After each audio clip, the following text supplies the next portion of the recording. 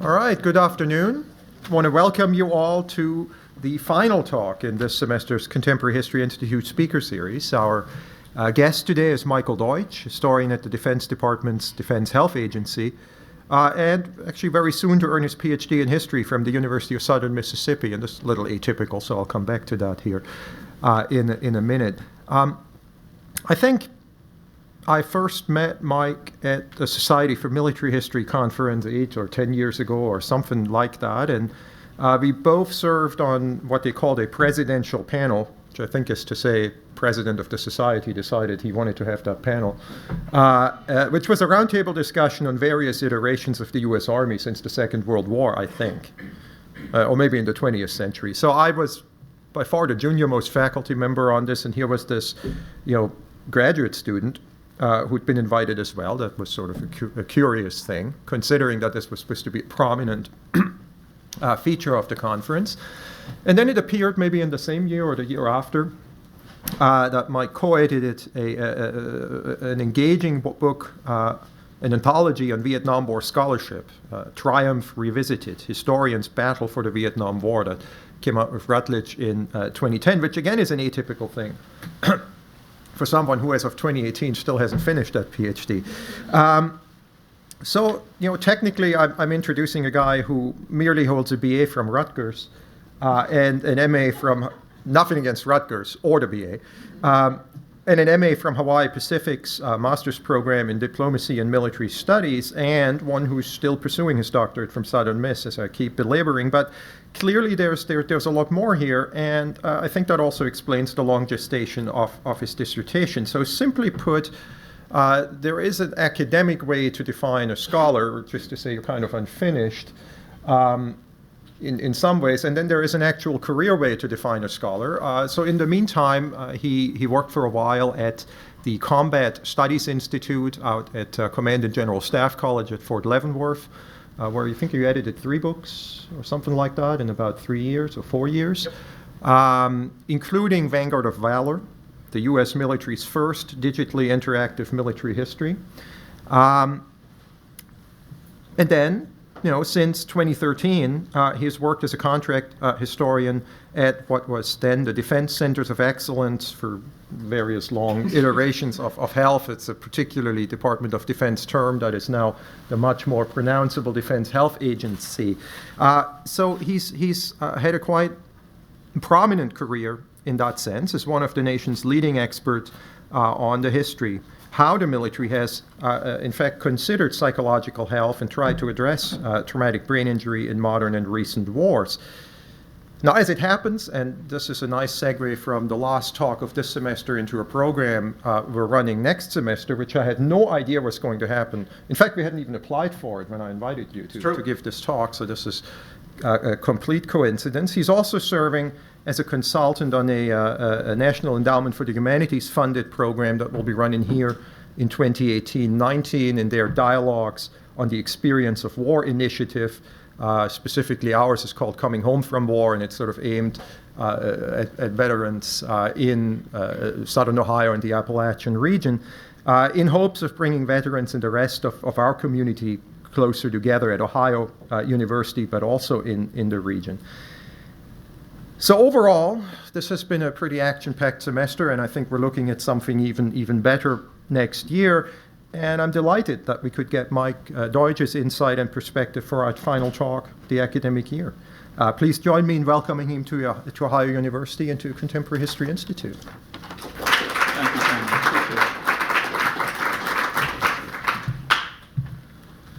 Good day, everyone. All right, so oftentimes people do this at the end, but I want to make certain I do it now because I am liable to forget. I want to begin actually by thanking Ohio University. I want to thank Dr. Trausweiser. I want to thank Heather Salazar for all the work she's done. I know that Connie Hunter is on vacation, but you're recording this? We are. So I'm going to thank Connie Hunter right now. And I do. I want to extend a thank you to the Ohio University more broadly for having me. It's great to get out of D.C. into this cold, damp. Anywho, it's great to be here. So I am here today to talk to you about traumatic brain injury and psychological health, kind of contemporary history of it. I hope you like the title, Thinking Ahead, because that's about as clever as I get. So, get it? The whole thing's about heads? That's over your head. Okay, so, here all night.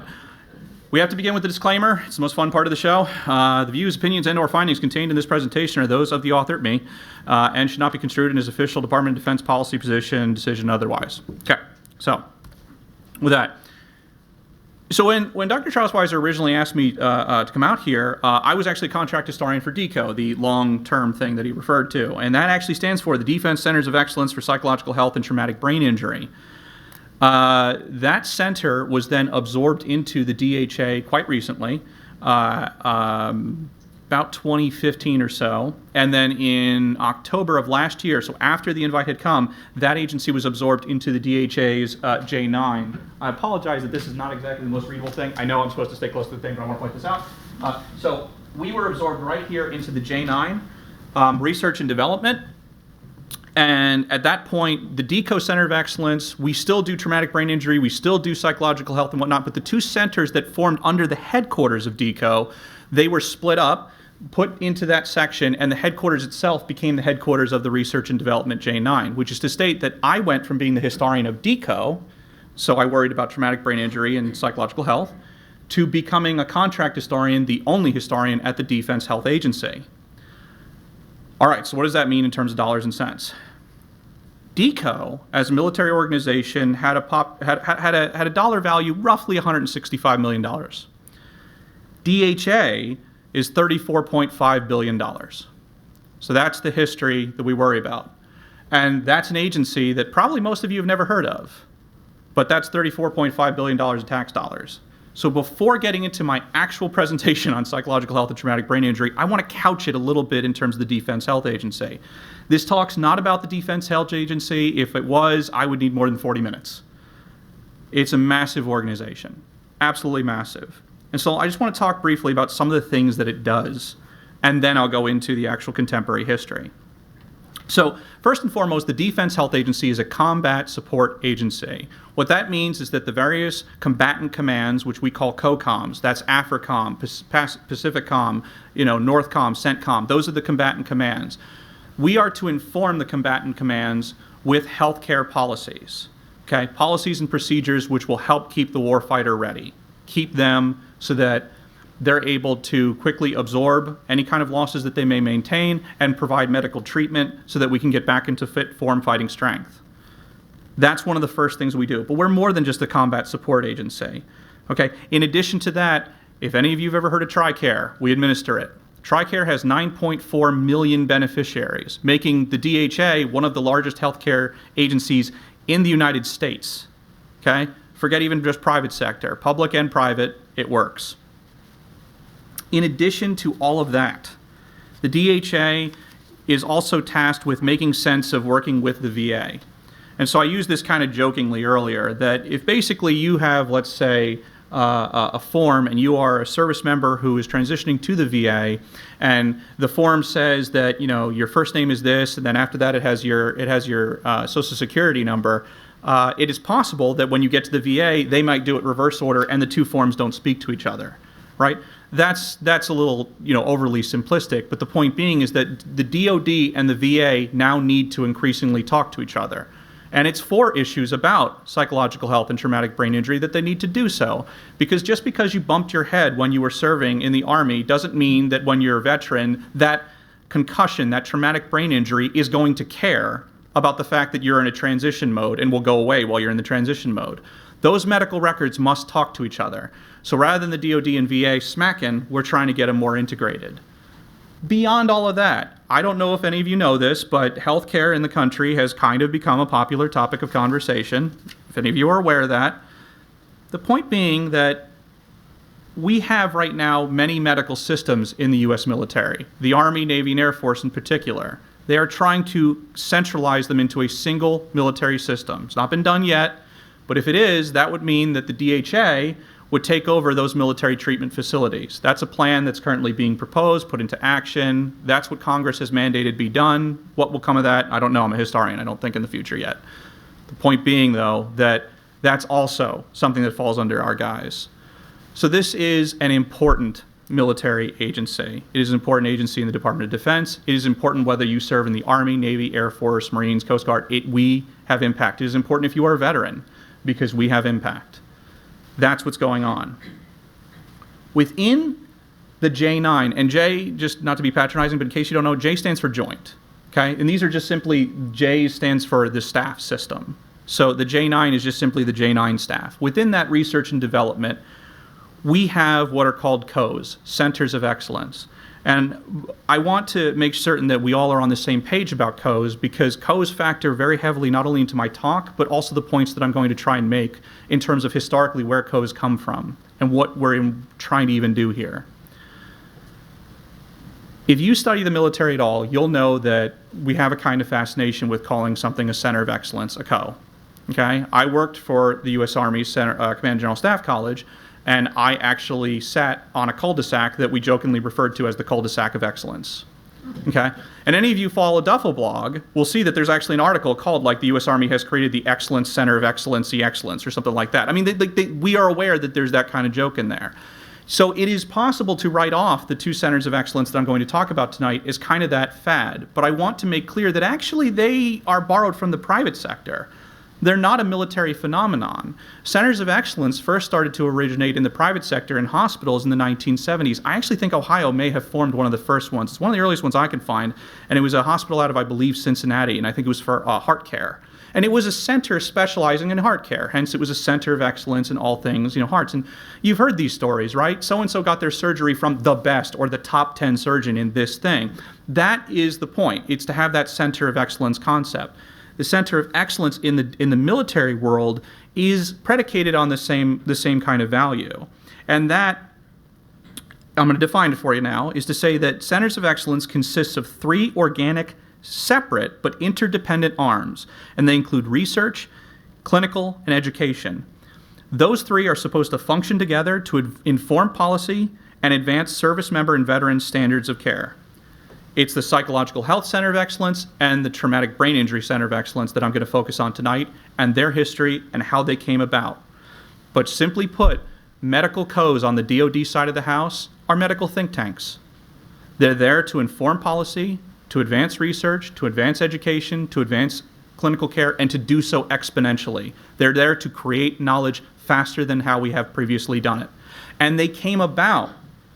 This is the fun part about giving a lecture like this one tonight. They came about not just simply because the DoD thought it would be a good idea. They came about because society writ large thought it was going to be a good idea.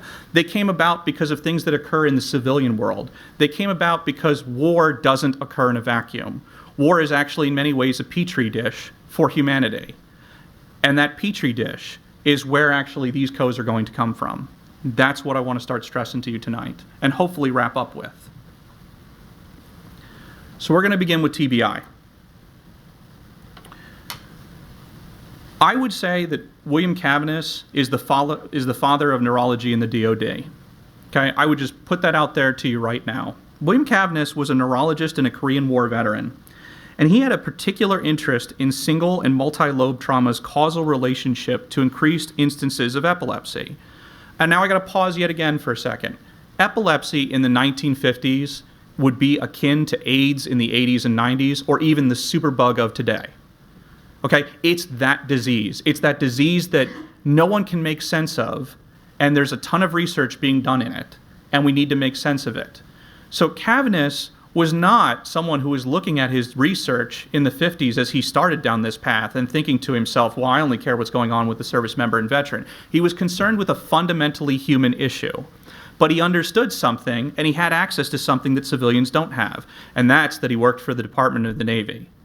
He had a ton of access to resources, money, and he could conduct studies on a petri dish-like environment, which is to state that head injuries are a lot more prominent in the military than they are in the civilian sector. There were groups of head injuries that he was studying coming out of the Korean War. Those penetrating head injuries became the foundation of his study and the foundation of the research that he would build. Now, as a keen researcher, Cavaniss explored the significance of changing factors, this is a direct quote here, the character of wounds, complications, and therapeutic effort, and he conducted a comparative study of the sequelae of head injuries received in World War I, World War II, and Korea. Sequelae being basically the after effects of head injury. The medical registry that Cavness formed is the brick and mortar of his efforts, and it is the brick and mortar foundation on which we establish Center of Excellence is going forward. No historian can do research without being at an archive, or at least being at a location where information is centralized. No person who is studying medical phenomena worth their salt can work without a registry. One person with a head injury tells you only that one person has a head injury. You want to make a comparison? Compare 5, compare 10, compare hundreds, or do what Cavness does. Compare 500 head injuries. That's what he's going to do during the Korean War. He's going to take head injuries from Marines serving in Korea, and he's going to build a registry. And what's more, Cavness is actually at the beginning of the digital information age revolution, because he's going to put that medical record onto a punch card, an IBM punch card, in the 50s, and he's going to create all these punch cards and allow them to then go into a computer for much quicker digital access so that you can create the comparisons that you need to create and make sense of the data. These punch cards are also updatable, okay? I know I'm speaking to a young audience, so we'll call it early US, well, yeah, okay, all right, sir. I wasn't gonna call you out, but all right, we're cool. But we're gonna call those punch cards the USB sticks of their day. Okay, they're basically that. You plug them into a computer, the computer reads the information, it spits back out at you the solution. That's what Cavness is going to do. He's taking efforts out of early computerized medicine and making sense of it. And he creates the birth of the TBI medical registry. That's what he does, and that's how important he is. This picture is from his final report into combat head injuries. He actually just called it the Combat Head Injury Project, hence the title. Okay, 1954, he's going to pump this thing out. And it's an amazing document because it's going to get at the federal government's need to make sense of head injury and single and multi-lobe trauma as it relates to epilepsy early on, and is going to lead to Cavness becoming what do I want to call it, like a luminary in epilepsy studies, but also a luminary as a neurologist within the DoD, because he's going to get called back into government even after he leaves it. Now, to further his long-range scientific understanding, Cavness employed electroencephalograms, EEGs, where he'd plug the electrodes against the brain to transmit brain patterns to detect abnormalities. He'd then punch those abnormalities into IBM punch cards, as I've discussed. And then again, this might seem curious to you now because it would be, I think, matter of fact, but he did something also that really wasn't done at the time, which is that he considered follow-up examinations with the patients at intervals of 6, 18, and 36 months, and then a longitudinal study 15 years later. So he understood at an early onset that TBI, which he just called head trauma, the term has changed over time, but TBI could have long-term effects, or at least he was going to find out if it did. And again, they're not thinking this way in the 50s. This is new way of thinking. There's going to be a lot of private sector persons, who I'm leaving out of this history tonight, who are going to work with the DoD. And I don't want to denigrate their efforts, but I want to say why in the world their efforts as compared to Cavness matter in the long scheme of things. And that's that the private sector doesn't have the resources that the government has to do the research that Cavness is going to do.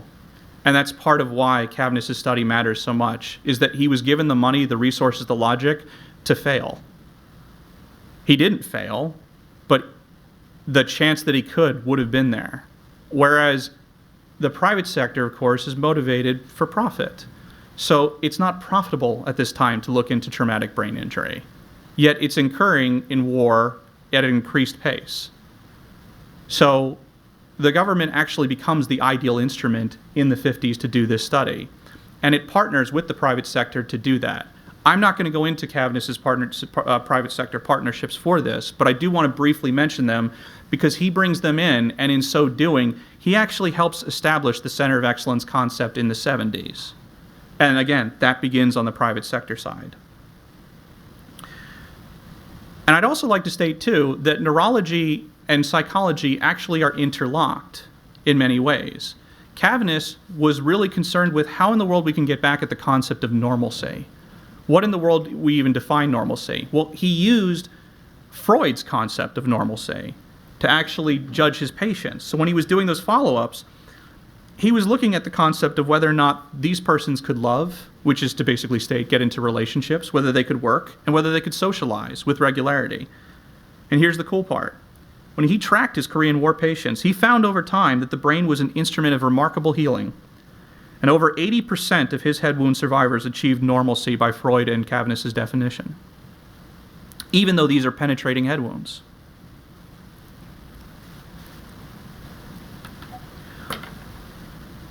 So Cavness is going to leave the government and go work at Columbia for a while, but he's going to come back to the government and he's going to work for NIH, the National Institute of Health. The reason he's going to do that is because in the 60s, highways, leisure culture, suburbia, cheap gasoline, and car sales in the United States are going to lead to a massive rise, of course, in car ownership. And the more cars that are on the road, the more you're going to have head injuries, because people are going to bang their cars into things and they're going to bang their head. And the problem is that these people are going to the hospital and they're saying, I banged my head. And the hospital worker is saying, does it hurt? They're saying, yeah, I had a headache. Okay, well, come back to us if the headache persists. There's not enough knowledge on head trauma. So Cavness comes back. So, owing to congressional calls for research, the National Institutes of Health and Medicine will establish the Head Injury Research Program in 1965, and Cavness will come to that program and he will immediately get to work. So following his initial research into the site and depth of combat head wounds in 1966, now he's looking at Vietnam veterans, Cavness and his team of researchers coordinated with U.S. Army engineers to develop the new helmet. So again, the helmet that's used in Vietnam, that's Cavness's helmet. He then began planning his Korean War follow-up, remember what I said, 15 years, as part of his head injury research in 1967. Okay? He proposed a definitive study of 1,200 veterans injured in the Korean campaign to provide an appraisal of neurological deficits, post-traumatic epilepsy, the post-traumatic syndrome, and impairment of socioeconomic adjustment as the result of head injury. The study was projected to cost $520,000 per year for the fiscal years 68 and 69, and it would be carried out in cooperation with the National Research Council, 6 university medical centers, and the Red Cross. In the same proposal, Cavness also mentioned a prospective study of Vietnam head injuries and stated that NIH should maintain an active registry of acute data. So here's where the documents break down a little bit. And I'm not exactly certain why what happened, but I can tell you at least what happened. The document on the right, which again, can't read, but point being, Cavness is told in that document that he will cease and desist all work on the Korean War head injury project. It is not an approved project. I don't know why. I just know that his superior at NIH didn't like it because he sent him this memo. I would suppose that potentially because NIH looked at civilian medicine, not primarily military medicine, that maybe there was a rift, especially with the way that Vietnam was going, between civilian and military medicine. The long and short of it, though, was that the Korean head injury study ended there. It never saw the light of day. But remember what I said. Cavness proposed the Vietnam head injury study. So in 1974, that's what Cavness did. And that became his namesake. Before we get to that, though, when Cavness was removed from the Korean War head injury study, he had a lot of time, obviously, to think about what he was doing. And so between 1966 and 1974, between the period in which Korean War head study injury stops and the Vietnam one will start, he starts going to a number of conferences. And from those conferences, communicating with his colleagues and partners, he's going to start to discuss the concept of what will be the center of excellence. And so he says, we should create centers for the study of brains in persons who survived head injuries on the federal side of the House. He argued that the unique features of combat injuries can furnish information not obtainable in any other way, and that the military services and the Veteran Administration, by their interlocking organizational structure, offer the greatest opportunity for meaningful studies of the sequelae of trauma. He also believed that the federal government should disseminate this data among all specialists in head injury by way of an information analysis center. This center would collect and disseminate information to permit neurologists to maintain the latest standards of care. Finally, Cavness and his colleagues argue, and this is a bit of a quote, "It has become increasingly apparent that morbidity and mortality of head traumas are not solely determined by the location and extent of immediate injury. It is presently difficult for a single investigator or institution with usual limitations of funds to undertake an extensive program of detailed and complex measurements of events following head injuries. It is recommended, therefore, that consideration be given to the establishment of several centers devoted to head injury investigation. These specialized centers would permit prospective studies to develop data concerning the mode of injury, clinical states, treatment, and acute and chronic convalescence." That's the center of excellence concept we now have today. It's just lagging 20 years behind the time. But this was a gem. Cavness actually outlaid it between 69 and 74 with his colleagues. And then around 74, he started the Vietnam Head Injury Registry, which gathered information on 1,221 Vietnam veterans who sustained head trauma between 1967 and 1970. I've met actually a few of those. So Cavness did not live to see his Center of Excellence concept put into operation. He died in 1981. But his invention lives on. Near the mid-1980s, Dr. Andres Salazar, no relation to our own, an Army colonel, he became the head of the Vietnam Head Injury Study. And he saw an immediate need for care and believed that combining the registry's data with the latest therapies and drug trials could minimize tissue loss among patients with penetrating head wounds. He wanted to establish a direct link, what Salazar referred to as a pipeline, between the laboratory doing the research and the clinic. In other words, Salazar wanted to shrink the time for new methods of care delivered from a registry and its research to make it into clinical practice. So whereas Cavness had done all this work on building a registry, building research, and all that, Salazar is now incorporating the concept of clinical care, of direct clinical care, and even institutionalized clinical care. Well, remember again what I was talking about with the codes. They're interdependent arms having research, clinical, and education. And we've got research now going for a while. Salazar is the man to put clinical care into it, really, truly demonstrate it and get it officialized. In 1986, Salazar founded the Army Penetrating Head Injury Project. Additionally, he wrote that an important secondary goal of the Army Penetrating Head Injury Project was to provide centers of excellence in penetrating injury care. Remember, the private sector's got centers of excellence at this point, so Salazar knows exactly where he wants to take this program. So he and his predecessor Cavness were on a like mind on this one. He also was able to calculate through the registries that in a peacetime setting, there are now over 10,000 traumatic brain injury admissions to the Department of Defense and Department of Veterans Affairs Hospital per year. But there is no joint program for the two or traumatic brain injury program for them. And he calculated that this was costing the federal government over $10 billion per year. So, in 1992, with some urging from Congress and some working through some channels, Congress will found the Defense and Veterans Head Injury Project. It'll give it a budget of about $3.32 million, and it'll go up from there.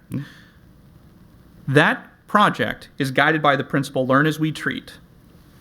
And the appropriations bill created a comprehensive program wherein service members would receive appropriate treatment, and the Defense and Veterans Head Injury Program would study outcomes, and it would counsel family members. The program also recognized that head injury or head trauma, brain traumas, effects may last long beyond a service member's terms of service, one of the first times that this has occurred. So this is going to necessitate greater collaboration between the Department of Defense and the Department of Veterans Affairs. It also is going to bring in the Brain Injury Association and the International Brain Injury Association. So like its Vietnam and Army predecessors, the program contained a multi-purpose registry with three primary functions. Quote, as a recruiting tool for the Defense and Veterans Head Injury Program evaluation and model treatment programs, as a treatment tool to help ensure uniform patient follow-up, and as an epidemiological tool for healthcare planning purposes. I cannot stress to you enough how, as an Army historian who did not study medicine, I have had to learn new words. Lots of new words. The Defense and Veterans Head Injury Program built upon and expanded the Vietnam head injury study and the Army penetrating head injury models, and in addition developed a national head trauma registry, including serial comprehensive evaluations, a treatment trial with 2 alternative traumatic brain injury approaches, and so forth. In 2002, the Defense and Veterans Head Injury Program evolved into the Defense and Veterans Brain Injury Center, which now included an educational component. In that way, in 2002, we developed our first Traumatic Brain Injury Center of Excellence.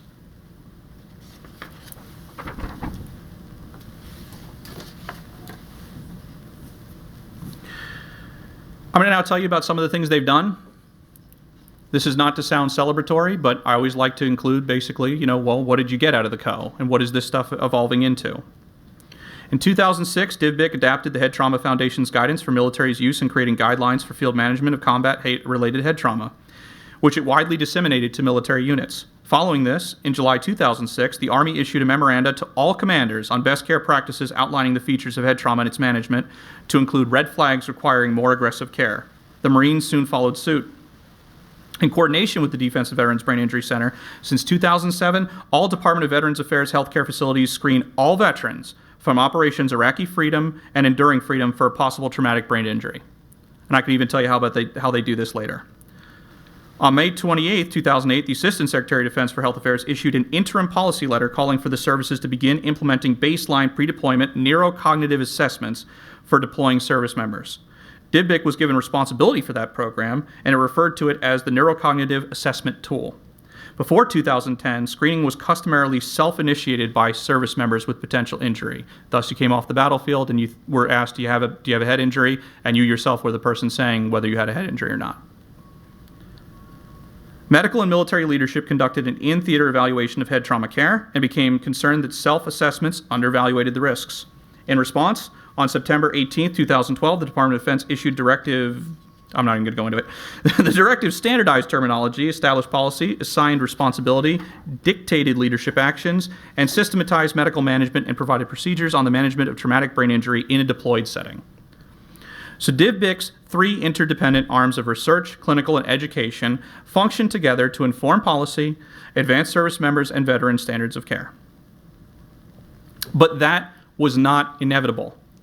That was built upon, don't have that slide. Okay. That was built upon the work of people like Salazar, the work of people like Cavness before him, and the persons who had, in fact, the ideas to advance traumatic brain injury care through research, education, and clinical care, and through using the Department of Defense's vast resources to that end. And that's basically, in summation, my point about TBI for right now. It's going to thread back a little bit. Now I want to get to the psychological health side of the house. Psychological health is a little bit different. Whereas the fact of the matter is that in traumatic brain injury, especially early on, and especially with someone like Cavness, you were looking at a penetrating head wound. It was obvious that something was wrong because the injury is visceral. It's present. It's visual. It's something you can see. Psychological health is different in the respect that it's not necessarily something you can see physically why there should be a cause or a problem. Yet it's quite clear there's a problem by the emotional state of the person who has suffered it. So, the way that psychological health has evolved in the U.S. military, I'll start with World War I and move through to Vietnam. Broadly conceived, psychological health in the U.S. military is about essentially helping the service member get back into action. It is taking them aside, running the neurocognitive tests, and making them feel that they can get back into the fight. Psychiatry's role in that was to preserve combat strength, to preserve combat power. Psychiatry and the military understood psychological health from World War I to Vietnam, to even just after Vietnam, in fact. Psychological health was a transient state of affairs. If there was a problem, it would pass with the correct treatment. You need to understand this because the talk won't really make sense, and what follows in the talk won't make sense unless you understand that there's a transient state and then eventually a recognition of a trauma state. So one of the cool things that I get to do is I get to go look at all of the documents that are part of the foundation of psychology and psychiatric health within the military, and you get to look at them actually in their original form. And so I want to basically put a little shout out here to the National Library of Health and Medicine, because those are actually the two original reports that you're looking at up there on the left for World War I service members. The one on the left is actually the report on shell shock that was done by Charles Myers for the British Army. The one on the right is actually Salmon, who is an Army colonel and neuropsychiatrist, who is charged with making sense of shell shock in World War I. Remember that the U.S. Army in World War I does not have a long experience. They know about shell shock, but they themselves don't experience it in mass numbers. So they're looking at the British model to see what they can take from that. What they take from that, by and large, is that psychological health and psychiatry can be useful to the military in that we can help weed out those people who might suffer from shell shock, who might suffer from some kind of mental deficiency if put under combat stress. That's basically what that report will lead to, is that during World War II, the U.S. military will try and weed out what they call the feeble-minded, the persons who would be prone to shell shock, prone to what is later called combat exhaustion, prone to what is later called combat fatigue, and so on, before they can suffer it. After World War II, the analysis is done that this is largely a failure, because even though psychiatry has weeded out about roughly 1 million people before they can ever serve entry into World War I, World War II, and remember, World War II is going to feature about 9 million service members, there's still a great amount of combat shock casualties, persons who are psychologically injured.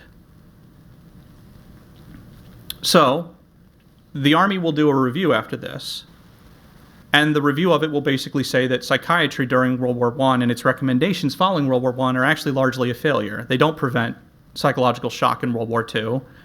People still suffer from psychological exhaustion of some sort, and we need to start coming up with ways to handle this. What's more, though, and key to this point, is that the U.S. military will take part in the creation of the very first Diagnostic and Statistical Manual of Mental Disorders, the DSM-1, which is there on the right. That's published in 1952. That manual is going to come up with a diagnosis. Let me make sure I have it right here. A combat stress reaction, or a gross stress reaction, a stress reaction that allows for civilians and for the military to suffer from an overwhelming of their mental faculties based on an event that they have witnessed or experienced, which will provide a clinical guide of treatment. The issue becomes in Vietnam. Here it is. It was on the next page. In the DSM-1, it included the term gross stress reaction. For military psychiatrists, this generalized term encapsulated the latest iteration of previously employed terminology such as shell shock, battle fatigue, combat exhaustion, and combat stress reaction.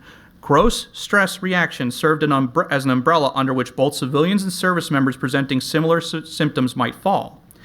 Service members and civilians justified diagnosis in, quote, situations in which the individual has been exposed to severe physical demands or extreme emotional stress, such as in combat or in civilian catastrophe, to include fire, earthquake, explosions, etc.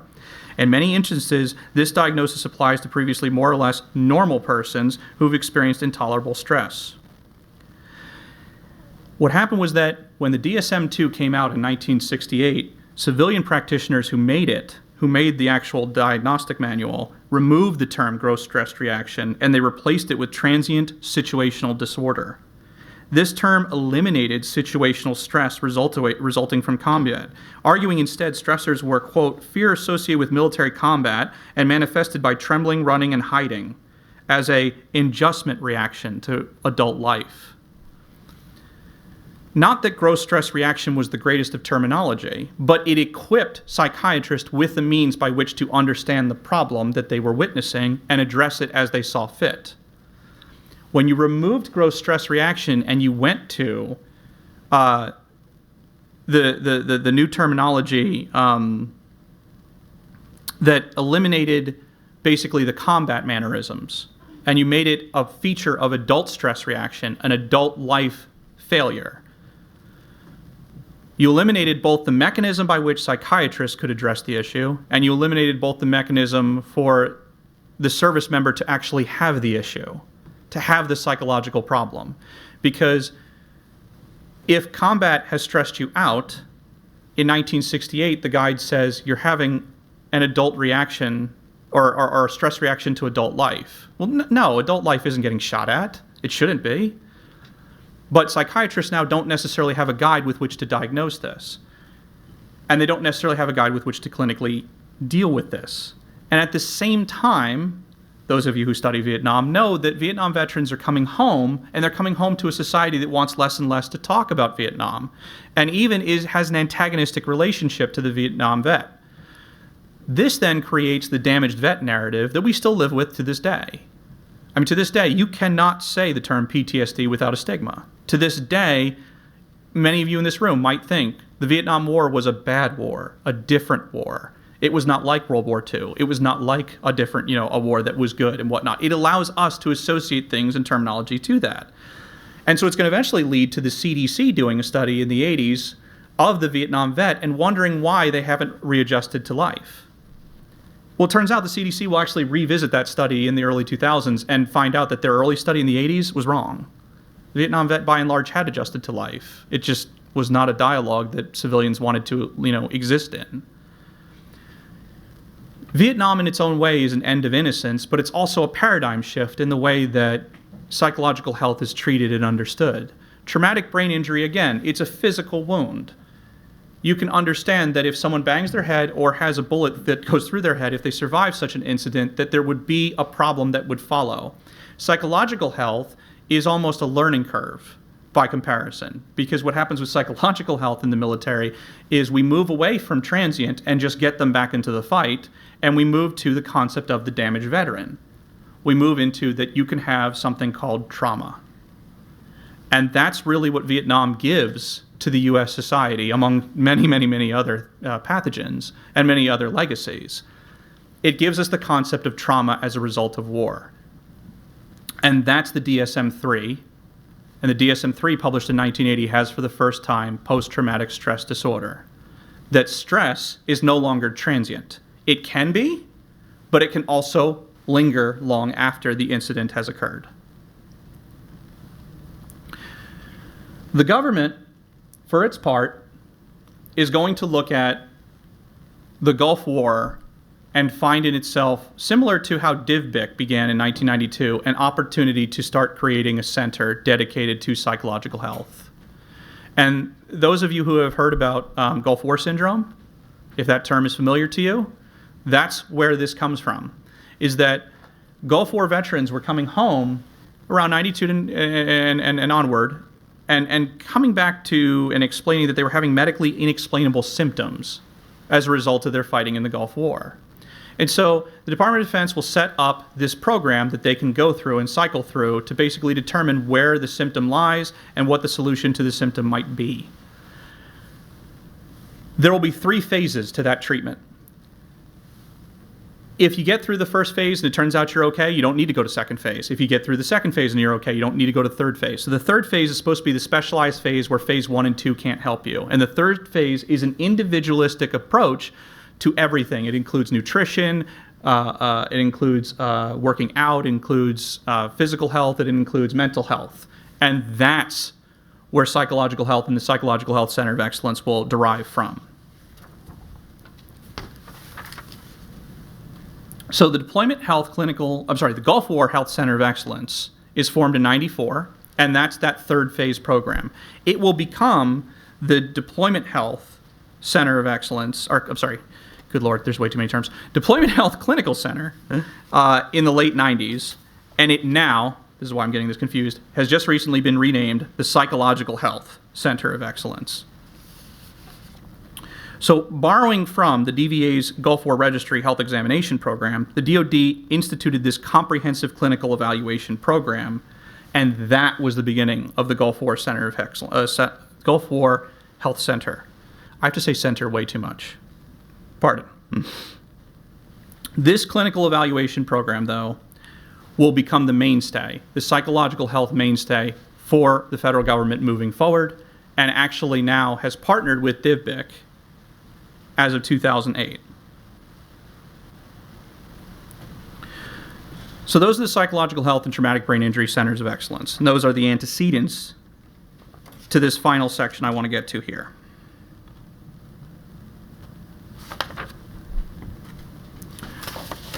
Sorry, my pages are a little bit out of order. Okay, so in 2007, Washington Post reporters Dana Priest and Ann Hull will publish a series of articles. And in those series of articles, they'll talk about dilapidated conditions of healthcare at the Walter Reed Medical Center. The Walter Reed Medical Center, you have to understand, is the U.S. military's premier medical center. This is supposed to be the creme de la creme. So you're not supposed to have dilapidated conditions, and you're certainly not supposed to have veterans and service members being abused. And in particular, the Washington Post article will mention psychological health and traumatic brain injury. And those will become those signature wounds of the Afghan war. So this leads to a public outcry, and this public outcry will lead as well to congressional action. There will be a number of research and clinical and educational educational funds put into the centers of excellence, and the center of excellence model will congeal around this new concept, which is that if we mistreat our service members and veterans, this kind of role reversal from Vietnam, this new paradigm shift that we're seeing, well, what do we do about it? If we can't solve the problem in the immediate, if we can't necessarily assuage service members' psychological health or veterans' psychological health or their traumatic brain injury, what we can do is we can set up centers of excellence to already begin work on accelerating means to cure, means to help, means to aid. Those centers of excellence, the Gulf War Health Center in 94 and the Defense and Veterans Head Injury Program in 92, were already well on their way. They're going to get codified in the National Defense Authorization Act in 2007. And then because of the work they've done on head injuries and the work they've done around brain injuries, particularly in psychological health and traumatic brain injury, around the nervous system, we're going to start to see new centers of excellence developed as well. So we now have a vision center of excellence and a hearing center of excellence. Why? Because if you suffer a concussion, if you suffer a brain injury, if you suffer psychological health issues, those deficiencies can also injure your hearing and your eyesight. And that's the point, is to become more holistic in our method of care and are more holistic in our method of research, education, and clinical care. This has come about because war, in a nutshell, is trauma. It would be easy for any military historian to get up here and to tell you about how General A beat General B because he outwitted him or whatnot. But the truth of the matter is that war is actually two forces smashing against each other, causing trauma. Copious amounts of trauma, in fact. And as we have advanced medicine in the United States, service members who would otherwise have died from their wounds are able to come back and live fulfilling lives, or lives necessarily, that have, gone on in spite of their injuries. And the fact of the matter is that we now have to come up with a way to make sense of this and to make this work. And so what we've done is we've set up centers of excellence.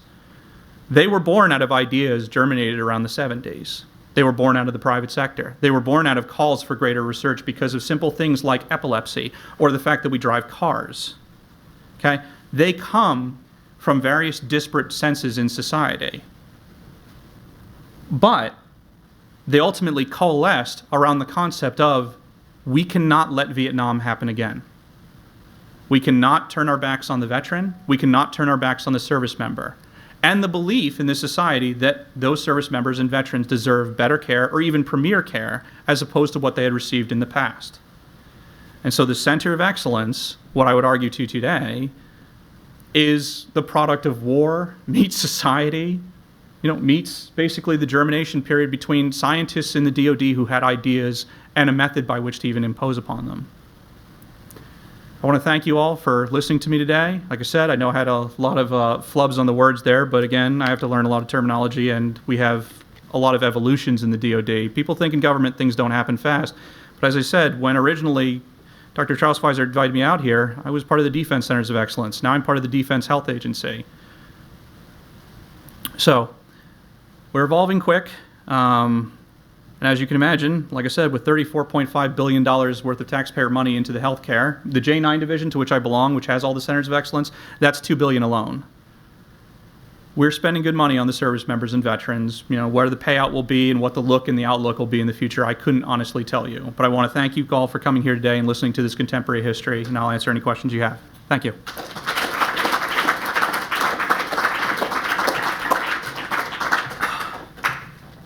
Mike, we have about 25 minutes, half an hour or so for questions. You want to call your own, or? By all means, by all means. All right. Well, you said that there was a study done in the 80s about issues with Vietnam veterans that was eventually disproven. Like in terms of the conclusions they came to were eventually. Well, how did the conclusions in that study differ from the conclusions in the later study you mentioned? I'm just curious. The CDC actually revised its study by looking at more figures than they had originally. So what they had done was they had conducted this initial study in the 80s, and there were questions later with the CDC about maybe their own researchers had been colored in that, but they'd also done a narrow focus group.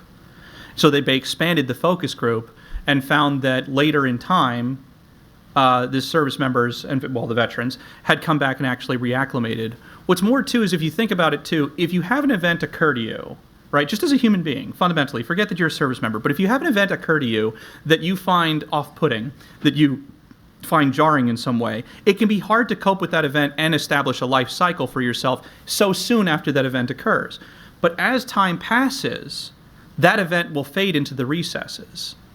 And it's much easier to then move on with your life, or at least go forward. So what you're saying is that they broadened the scope of their study, and after some more time had passed, some more distance had been achieved between the end of the Vietnam War and the present day, they were able to get a better grip on, what was going on. Yes, they had better scope, they had better depth, and they had a greater knowledge. And what they found was that Vietnam veterans, this is not to sit here and say that they weren't mistreated. They absolutely were mistreated. But this is also to state that they didn't stop living.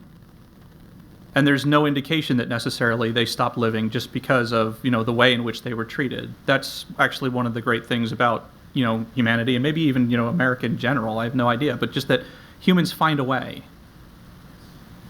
All right. We've got Mike and then Bob. You had talked, and I think this is related to the previous question, about sort of the stigma surrounding some of these mental health issues, especially post-traumatic stress disorder.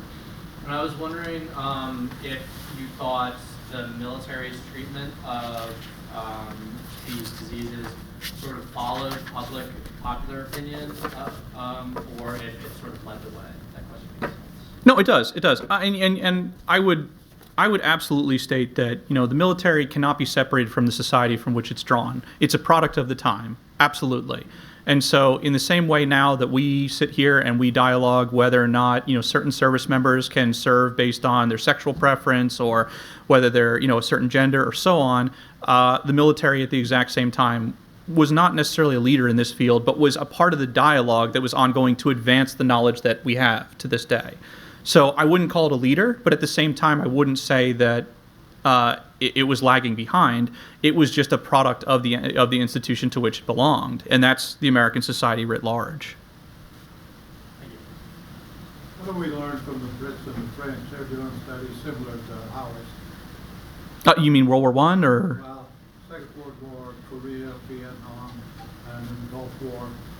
What did we? They're doing a lot of research along the same line with injuries. Yeah, there is actually a cross dialogue that occurs, and actually the Cavness point is a really good point about this. Remember when I say that he goes to meet with his colleagues at these conferences in 68 through 62 through 74? Those conferences are actually international conferences. So he's going to neurology conferences in France and in England. And it's quite possible, again, I don't have his documentation that says I learned this from this conference, so I'm inferring that he has to, in terms of these dialogues, and the fact that he and his colleagues are saying that we need to have establishment of centers, that somewhere someone's saying, you know, we government types have a lot of resources. It'd be good if we establish centers with these resources. So I think that actually the cross-dialogue, if there was more research done into it, more historical research than I'm able to do, could probably prove that there's actually a transnational, across Atlantic at the very least, knowledge transfer and an even update to knowledge, an advancement of knowledge that leads to the formation of eventual centers of excellence and even the advancement of our knowledge in psychological health and traumatic brain injury. But as to the specifics, I'm afraid I don't actually know. You talked about the sort of evolution of mental health treatment in the military, and especially like increases in funding and organization over time. Do you have a sense from your research how effective that was in actually treating mental health disorders? It seems like there are still a lot of problems today. Obviously there are, but have those changes been effective in treating those? I do.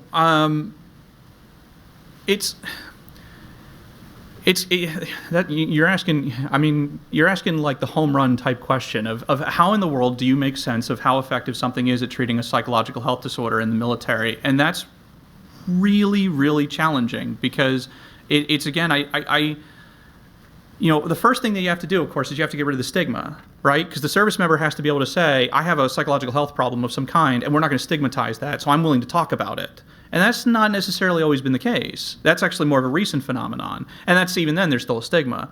And then how to actually cure it, you know, there's been multiple paths that have been taken. One is, you know, that's supposed to be very effective. It's got about 80% effective rate is the immersion therapy against PTSD. But then there's also coming out with a medication, which you'll forgive me, I don't know the active ingredient, but it's actually an active ingredient in, I think like LSD or PCP. LSD, yeah, and it's being used, and there is a claim of some positive effects with it with regard to resolving post-traumatic stress disorder. What I can tell you is that it's still considered a disability. I think it gets either 50 or even 100%. Could get a 100% rating of disability at the VA. And it's still obviously, you know, a mechanism of concern and problems. But I mean, I have gotten the impression over time that yes, things have gotten better because of the fact that what we know now and what we're more accepting of now and what we're able to do with psychological health now is much better than before. Because for the longest time, the solution was 3 hots and a cot, right? The service member in World War I who has been around a concussive blast, but that concussive blast hasn't hit them, right? But they've been around it, and they're displaying symptoms similar to what was then a TBI. You take them off the battlefield, but not so far removed to the battlefield that they don't think they're going back. You take them just halfway. You give them 3, you know, good night's sleep. You give them 3 meals, allow them to kind of express their distress, and back you go. So in my mind, we got to be doing better than that. Like, because what else is there? But as to numbers and whatnot, I don't have them.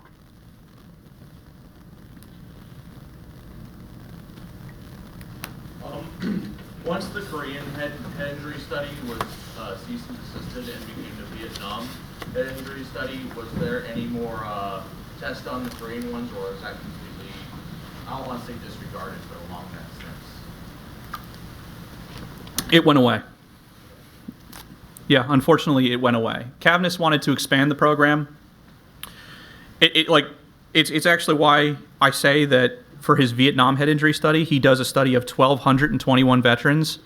That number is directly borrowed from his combat head injury study that he wanted to conclude on Korean War. It strikes me as no coincidence that Cavness, when he got to Vietnam and was able to do that study, said, I'm going to do 1,200 veterans. Because I honestly think what he was doing is he was sticking it in the face of the person who told him no. He said, I'm going to do the exact same number of people that I wanted to do previously. I'm going to do the exact same study, and there's nothing you can do to stop me. It's just, I'm not going to do Korea, I'm going to do Vietnam. And the 6-year wait just so happens to be the exact time or so that it takes for a director at NIH to phase out and a new one to phase in. So I don't have any document telling me this, but I just got this gut feeling that Cavness said, I'm going to wait you out. and then we're moving forward with this. And for the record, because I did fail to mention this, so thank you for bringing this part up, Vietnam head injury study is still ongoing. It's not done. So that program that he started literally is still ongoing today. They still meet with, the remaining, those living 1,221, whoever's alive from that, and still conduct, how is your attitude adjustment, how's the sequelae, how's the brain adjusting, whatnot.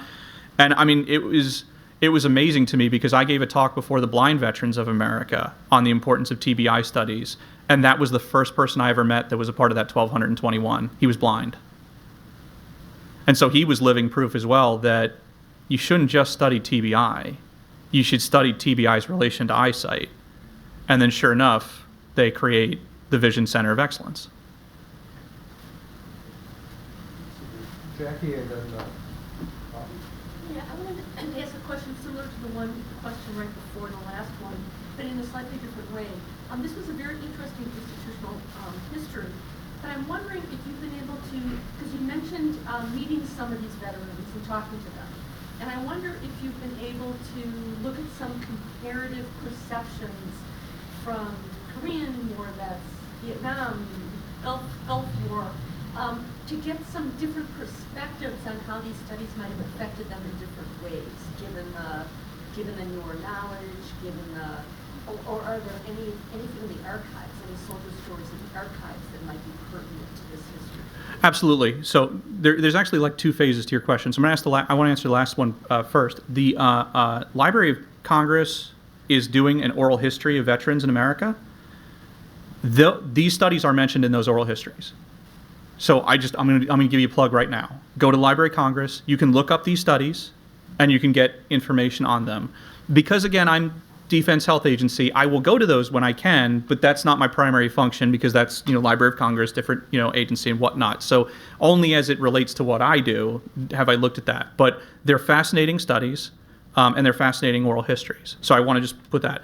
The second thing I want to say is I can at least tell you this much, universally, without a doubt, every veteran that I have met from Vietnam forward, because I haven't met any of the Korean War previous, from these studies, has appreciated that they were a part of the study. Every single one, because I think what they'd like to say if they were here today would be that because the injury is something that lingers, the attention given to them is acknowledgement that the effort mattered, that there was a result. They may not like it, they may not want it, but it mattered. It happened. And because it happened to them, this study shows that someone cares. And there's a kind of genuine human empathy in it. The persons mentioned in this, that I've mentioned here, they were scientists. So I have no doubt that they could be gruff and passive and probably ask you, things about your person that made you feel like a study rather than someone else. But I get the impression from the veterans. I mean, the gentleman at the Blind Veterans Association told me all about Cavness. And it was hilarious because the impression I'd had of Cavness was not at all what he described. So he described someone who was warm and caring. I had this, almost like robotic understanding of Cavness, was that I'm going to find this problem and I'm going to create something and I'm a visionary and nothing's going to stop me. all right, Bob. Well, I'm old enough to have had the fortune or misfortune to know veterans of wars all the way back to the First World War. My grandfather was a lumberjack at age 14 in the mountains of West Virginia, and later spent 30 years in coal mines after he came back from the war. So an easy life. Huh? I'm kidding. So an easy life, yeah. No, Mhm. so he was, 1996, when he went in 1917, I've got some of his military records. He was 21 years old, 6'1", 210 pounds, the proverbial man's man. But he came home from the war decorated, but suffering a lot.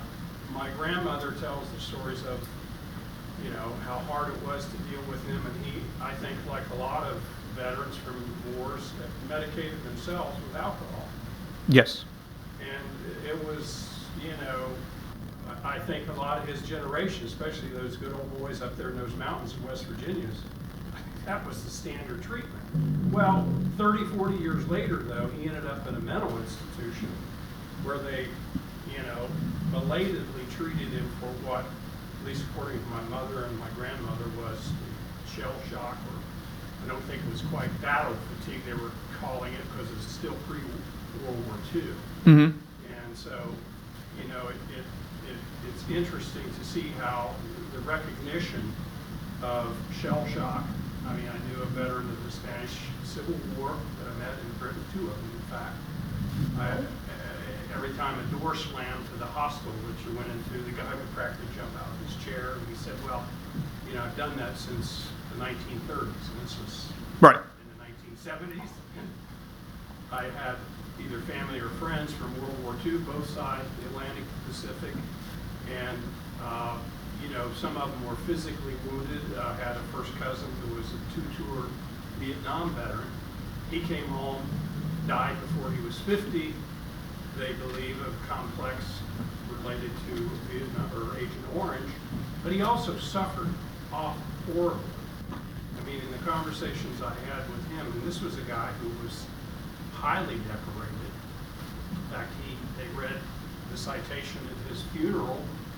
So he wasn't some sort of nut job. He wasn't, nor was my grandfather, somebody that should have been weeded out of the military. Mm-hmm.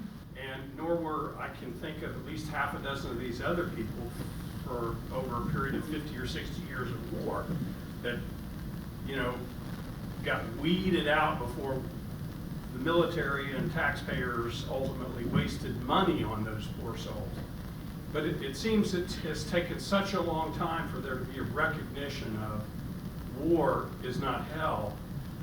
I mean, war is hell, but war is trauma in the medical and psychological sense, and that people pay, mostly men, paid a horrible price, at least the ones who fought in the wars. And I'm not saying the civilians don't suffer from the same things.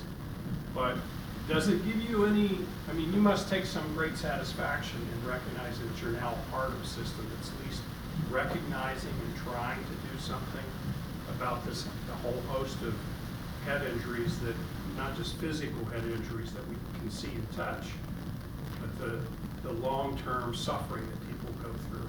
I mean, you must take a great deal of not just career satisfaction, but personal satisfaction from that. Yeah, Dr. Trausweiser can attest that I told him right before we walked over here, I love what I do. I love what I do because I get to study a noble mission. It's the inevitable pursuit of perfection, knowing you can never find it, but that you must always strive. And I don't know how to actually, you know, articulate just how gratifying it is to be paid to learn. But that's what I'm paid to do. Like that's my job on a daily basis, is to be paid to learn. So I hope that I've not come off today as trying to trumpet DHA or, you know, military healthcare is this great, you know, wonderful institution that's in every way achieved its goal. It's not. It really isn't. And what I would tell you more than anything else, if you were someone who's either striving or is going to actually seek to enable humanity in some way, shape, or form, you must fail. In fact, success is built upon failure. And so, you know, I like to sometimes tell the story when I talk about, well, why would Cavness do what he did, where it's like, well, he had the money, right? Because no one else is going to care about traumatic brain injury because there's no money in it. But he cared about it when you could because, one, epilepsy was a popular disease and he wanted to know more about it. But two, he had the resources. So, you know, if I ever met the man, I was one when he died, so I couldn't have. But if I had met the man and had the knowledge, I would have said, hey, thank you. Because that was, you had no idea what you planted. You had no idea what you were creating. You just were a visionary, and it just so happened that it was carried by other visionaries. And I don't mean to make this a great man of history either, because Cavness was aided by a woman at the Red Cross. I just don't get to tell their history because I have only 40 minutes to express everything. So it's a kind of big, broad brushstrokes in which I paint in. But this stuff happens because there's a lot of people at a lot of agencies who go into work every day, and, you know, some of us malign them as bureaucrats. But those of us who, like, are me, blessed to know them, know that even if they're not visionaries, they're serving a noble mission. Flawed though it may be, failure though we may have, we do care. I mean, at the end of the day, like, that's what we have, is we have being a human and we have being good to each other. And if war teaches you anything, it's that, you know, don't malign the fact that we don't always treat our veterans or service members as well as we should. Malign the fact that we send them there in the first place. Centers of Excellence started in the 70s and 80s, you said. I think you also commented that the first one in this regard was in the early 1990s, or was it? In the DoD capacity, the first centers of excellence, they weren't yet COEs, but they were getting close to being COEs, and they both form in the 90s. 92 for DivBIC, which is its predecessor, 94 for PHCOE, Psychological Health Center of Excellence, in the Gulf War Health Center. So those both form around then, and then by the 2000s, they're centers. There was a wave in the 70s. That was the time when the Rust Belt was becoming obviously a big concern, and so you had here at Ohio University, in Ohio, Pennsylvania, Michigan, they were starting centers of excellence. We have one here that's the successor to a center of excellence started here in the late 1970s. Actually got off its feet in the 1980s. It's called the Edison Biotechnology Institute. Okay. And there were half a dozen of those sent up and modeled on the Ben Franklin model. Part of that came from that was on the profit, the industry side, because there was so much concern that we weren't weaving together the threads of research and development. In a way, it's similar to what but there's a relationship there in terms of the education and clinical applications that we talked about too. But why do you think it took so long?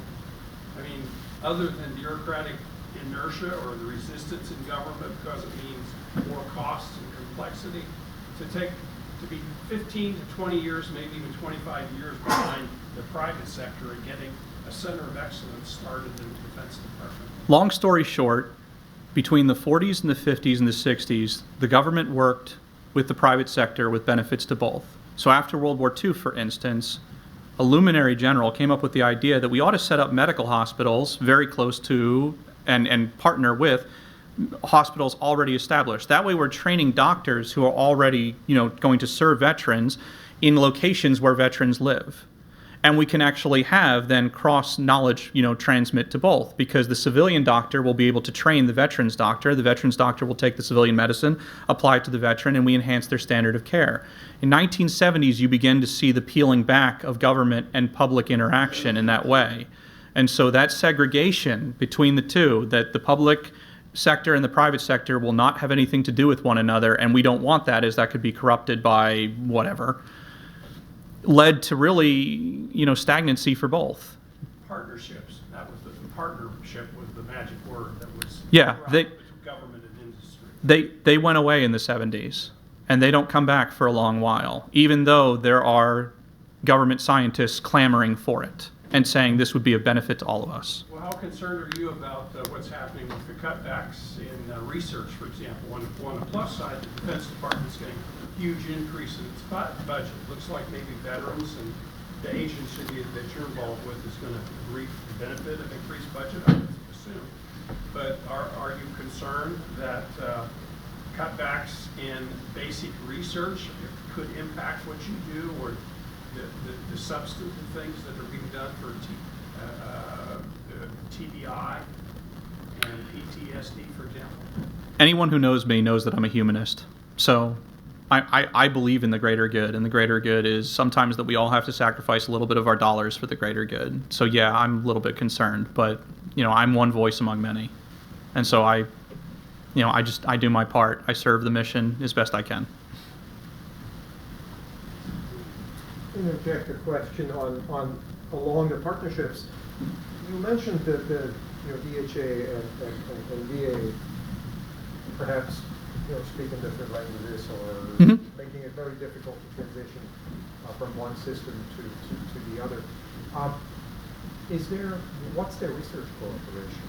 Are they sort of working in parallel, or? Yeah, actually, that's a great question. So both Defense Centers of Defense Veterans Brain Injury Center of Excellence and the PHCOE, so the Psychological Health Center of Excellence, both of them have a VA liaison, and the deputy director of those institutes are both VA liaisons as well. So the idea here being that the director of that agency and the deputy director of that agency actually both serve different agencies, and therefore must communicate with one another so that they can better partner and figure out how that information can transmit across both agencies. The idea here, too, is that with the growth of registries, specifically medical registries, The problem with that is that everyone who had an idea about a medical registry created it, and they created it a different way. So the registries don't even talk to each other. It's like having archival systems that don't talk to each other. Imagine one archivist thought that this is a great way to run an archive, and another archivist thought it was a great way to run an archive, and the two of them now never talk. So now what they're trying to do is they're trying to like smooth out all those rough edges to get it so that your 2,000 TBI patients and your 1,000 TBI patients can exist on the same registry, so that way we can actually cross-analyze data against both of them, rather than have them not speak to each other at all. That's what's called in the biz, knowledge translation. Just a fancy way of saying, let's get things to talk to each other. And that does exist by virtue of that liaison relationship at both levels, and by virtue of what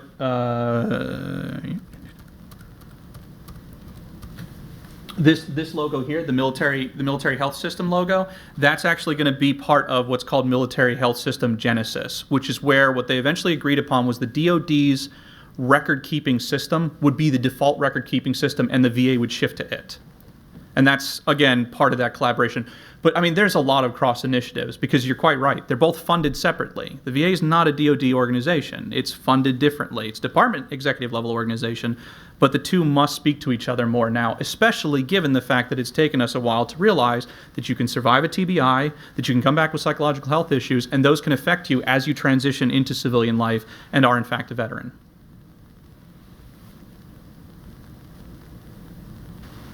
Okay, any more questions? Then let's thank Mike.